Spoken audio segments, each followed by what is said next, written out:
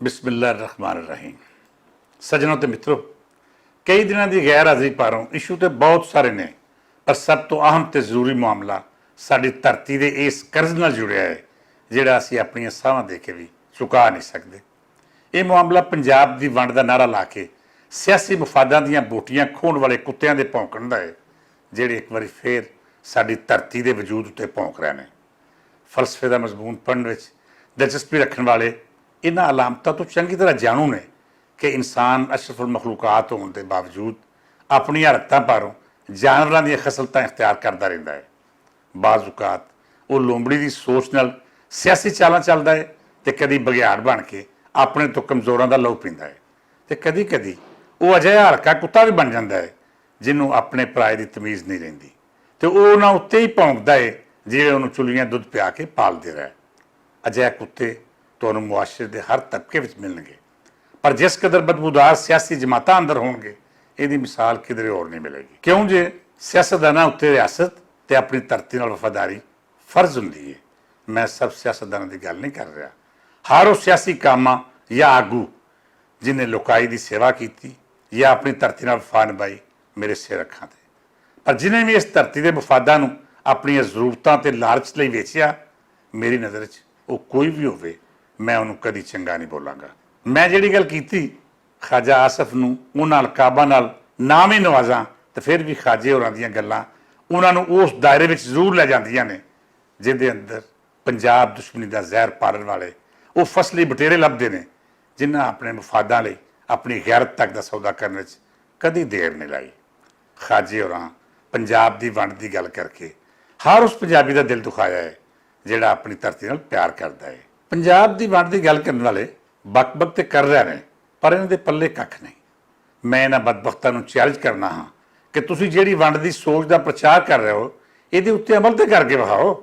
ख्वाजा आसफ ते पंजाब बारे उन्हां जिहे बदबूदार ख्याल रखने वाले सियासी दिवालीपन का शिकार फिक्री मरीज पंजाब की वंड की गल तो कर रहे हैं, इकट्ठे होकर वंड की कोशिश भी कर वेखण।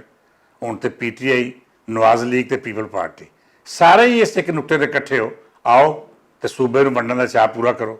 वेखो तुसीं कोशिश तो करके वेखो, जे पंजाबियां जुत्तियां मार मार के तुहाडे सिर गंजे ना करते तो आखना मुदस्सिर इकबाल भट्ट ने एवें हवा च ही गल कीती है।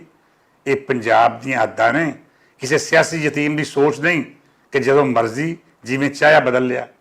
ये हज़ारां वरियां पुरानी तारीख का वारस किता है जिन्हों एक बार तुहाडे मानवी प्यो अंग्रेज़ ने दो टोटे कर दिता सी, पर हुण दोबारा पंजाबी इहदी वंड कदे नहीं होण देणगे।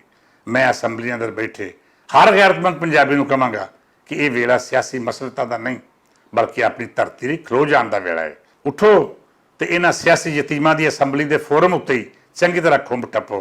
मेरी गल याद रखना, ये फसली बटेरे ते सियासी यतीम कुछ नहीं कर सकते, क्यों जे ये जानते हैं कि लुकाई साडे नाल नहीं खलोती। तुसीं जनूबी पंजाब के भरावां की महरूमी का बहाना बना के पंजाब की वंड की गल करते हो, पर कभी उन्हों का भी मुहासबा किया जे जिहड़े कई नस्लों तो उत्थे हुक्मरान रहे पर खिते की हालत ना बदली, जिहड़े आप तो अमीर हुंदे गए पर लुकाई के मुकदरां विच भुख नंग ते बेरोजगारी लिख दी। जिन्हां दे अपने बाल तो यूरोप अंदर पढ़ते रहे पर लुकाई के बालों लई कच्चियां कंधां वाले स्कूल भी ना बना सके। असल महरूमी का सबब इहो अशराफिया है। पहलां ये तख्ते लाहौर का नाम लैके इल्जाम तराशियां करते रहे, तो हुण सूबे की वंड का शोशा छड्ड के अपने काले करतूतों उत्ते पर्दा पाउणा चाहते हैं।